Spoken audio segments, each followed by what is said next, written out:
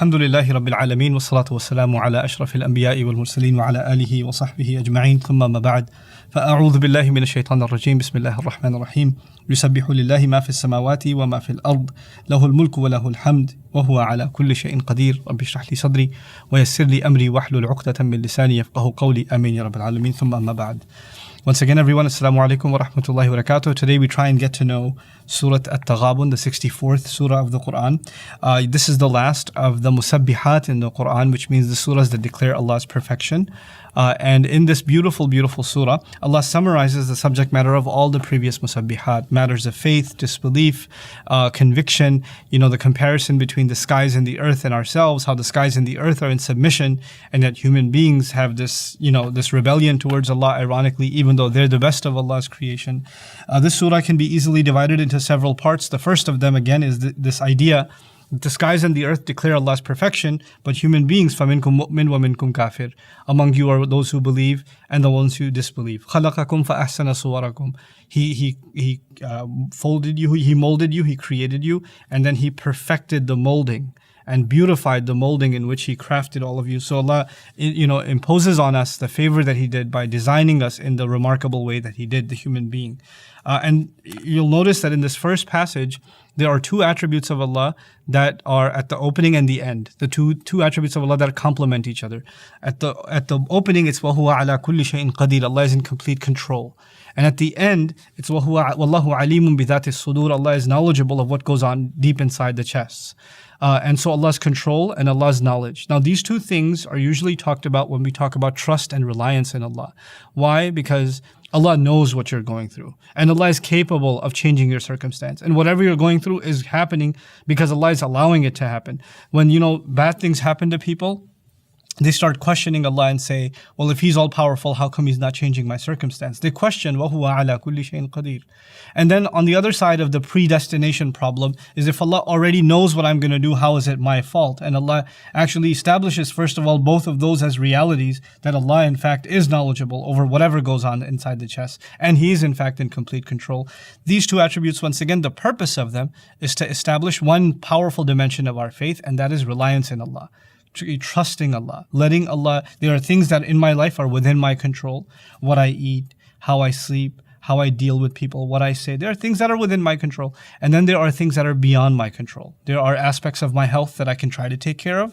But then again, health and sickness are in Allah's hands ultimately. Life and death is in Allah's hands. Whether you're living in a city that's enjoying good weather or you're in the middle of a tornado or an earthquake, that's not in your hands.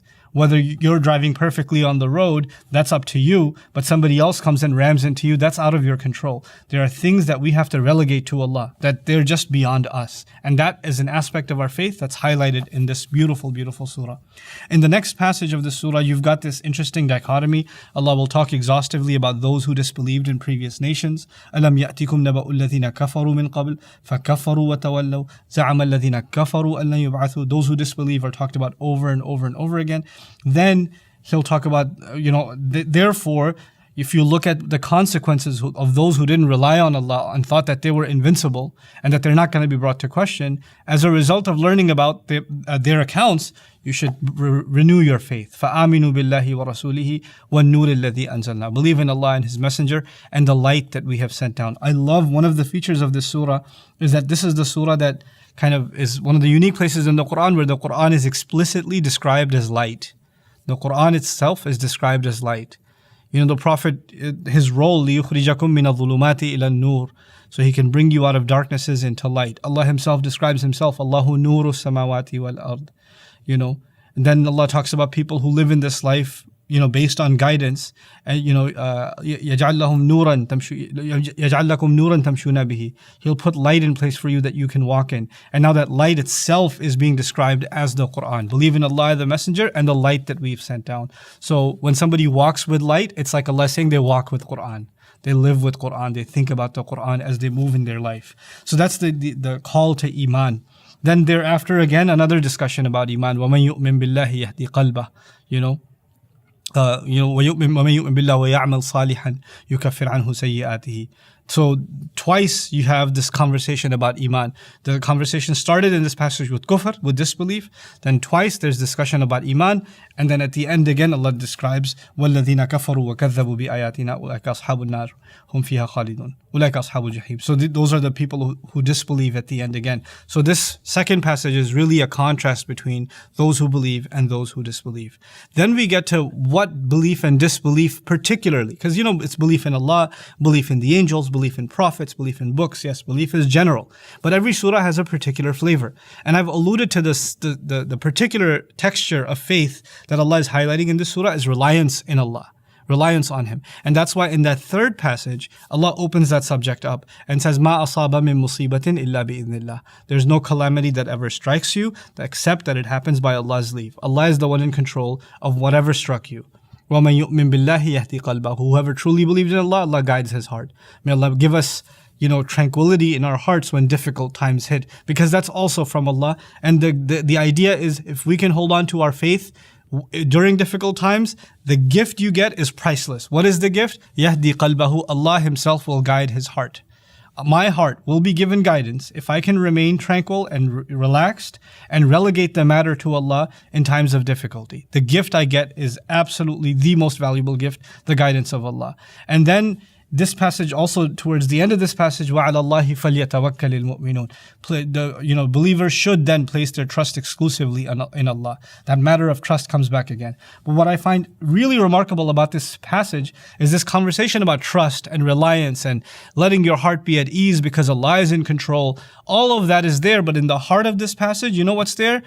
وَأَطِيعُوا اللَّهَ وَأَطِيعُوا الرَّسُولَ فَإِن تَوَلَّيْتُمْ فَإِنَّمَا عَلَى رَسُولِنَا الْبَلَاغُ الْمُبِينُ. Obey Allah and obey the messenger. And if you turn away, then our messenger's only responsibility is to communicate clearly and to communicate that which clarifies. Why is that in the middle? Obey Allah and obey the messenger. Because when people lose their trust in Allah, they stop obeying Allah. Why did you stop praying? Well, why did Allah let me lose my job? Why did I have to get sick? I don't feel like praying anymore. People stop obeying Allah and the messenger when their reliance on Allah goes away. So Allah put that in the very, very middle. The demonstration that you're still relying on Allah, that you still trust Allah, that you still have good opinion of Allah is demonstrated in your continued loyalty and obedience and subservience to Allah. May Allah continue to keep us all that way. Now, towards the end of this surah, يَا أَيُّهَا الَّذِينَ آمَنُوا إِنَّ مِنْ أَزْوَاجِكُمْ وَأَوْلَادِكُمْ عَدُوًّا لَكُمْ إِنَّمَا أَمْوَالُكُمْ وَأَوْلَادُكُمْ فِتْنَةٌ. Allah will first mention a couple of times, He'll mention trials. You're gonna get even out of your spouses and your children, those that might become enemies to you, those that might be, they're calling you to disobey Allah, calling you to become materialistic, or you might get problems in your life that make you lose your trust in Allah, that stem from your spouses or stem from your children. Then He says, إِنَّمَا أَمْوَالُكُمْ وَأَوْلَادُكُمْ فِتْنَةٌ. And by the way, it's not just spouses and children, which means family issues. Then there's financial issues. Your children, your monies and your children are a huge trial for you.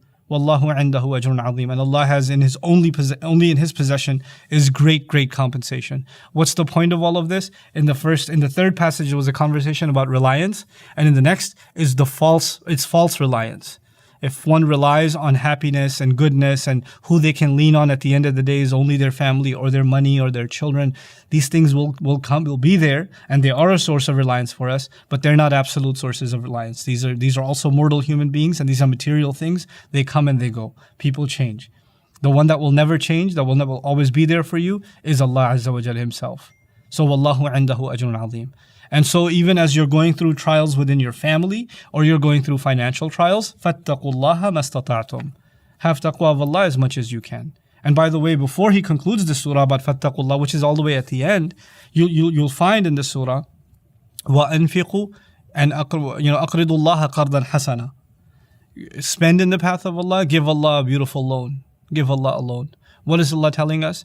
You will develop reliance on Allah. One of the most practical ways to do so is to actually be charitable. So now we're seeing charity come up in the Quran in different contexts. One obviously is you're supposed to be charitable because it's an obligation in Islam. But it has certain spiritual benefits. The first spiritual benefit was actually in Surah Al-Munafiqun, that it fights hypocrisy.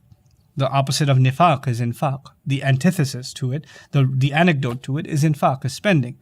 Now we're learning that actually our reliance on Allah builds as we spend. Why? Because you're trusting. When you literally, it's a trust account. When you deposit something with Allah, it's not that you've given it away. Think of it as you have two accounts. You have this like account that you can withdraw from at any time, like a checking account nowadays, right? You put money in it, you can withdraw it from an ATM at any time. And then there are long-term investment accounts. Those are also your money. It's just that you don't have access to it right now. It's maybe a retirement fund, or it's like an investment fund that you can't touch for the next 10 years or something like that. That's the idea, actually. When you spend and you give, you're actually depositing in your own afterlife account. You haven't lost wealth. You've only transferred it from this world into the next. That's all you've done. But it's still only building your own wealth. Now you've relied on Allah and trusted Him that this account that you put it in is more secure than the bank vault, is more secure than the FDA and $100,000 of insurance. It's more secure than that. It's going to be recovered, and you're going to be able to cash out on this, on the trust with Allah. It builds trust with Allah that you've invested with Him, that you've given money. And human beings know it's a huge amount of trust before we invest with someone. It's a huge amount of reliance before we put money down with somebody and get into an agreement with somebody or give somebody a loan. So Allah uses the language that necessitates trust, like aqridullah, give Allah a loan. You would never give a loan to somebody you don't trust. And the other thing about the word qard I should mention, when Allah talks about giving, He could say tasaddaqu, give sadaqah, give charity. He could say anfiqu, He could say spend. But when He says aqridu, give a loan, this is a very powerful language because Allah is not in need of a loan. Wallahu ghaniyun hamid. In the same surah again, Allah is the one who doesn't need. Why would He ask for a loan? He's asking for a loan to illustrate how pathetic we are, how greedy we become. I want to give you an example, an illustration of this point, and inshallah ta'ala will conclude. Your mom, she asks you one day, son, can I borrow $20? I promise I'll pay it back. How embarrassed would you feel? Your mother is asking you to, not asking you for money, not telling you to give money. She wants to borrow money from you, and then she has to promise that she'll pay you back. That must mean your mother thinks you're so greedy and so grabby of your own money, you would never let it go, and you would have to be given a reassurance that it'll be paid back to you. This is how negligent you became of your mom, that it came down to the point where she had to talk to you in this way. It's the low expectations she has of you that are coming forward. And that's how Allah challenges our sense of integrity when He says, give Allah alone. Like, me give Allah alone? Wow, how greedy must I have become that Allah uses this kind of language?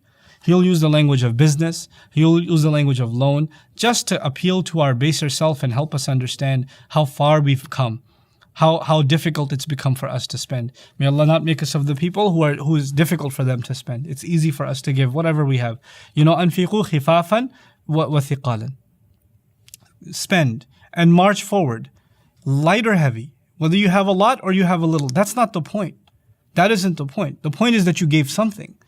That you let go of something mimma tuhibbun, from what you love, So this is the essential message of the surah, and of course the surah concludes with the reality of Iman and Kufr, the reality of real faith and who really relies on Allah and who doesn't rely on Allah. His attribute Alimul Ghaybi wa Shahada Al-Azizul Hakim, the knower of the unseen and the seen, the one who has the ultimate authority, the one who's all-wise. He has the authority to call you to account right now, but He's got wisdom. He doesn't expose you right away. He knows what you say with your tongue, and He knows what you have inside your hearts. May Allah Azza wa Jal cleanse all of our hearts and keep us sincere only for His sake. And may Allah Azza wa Jal make us of those who truly learn to rely upon Him in light of this beautiful, beautiful surah of Tawakkul, Surah At-Taghabun. Barakallahu li wa lakum. Wassalamu alaikum wa rahmatullahi wa barakatuh.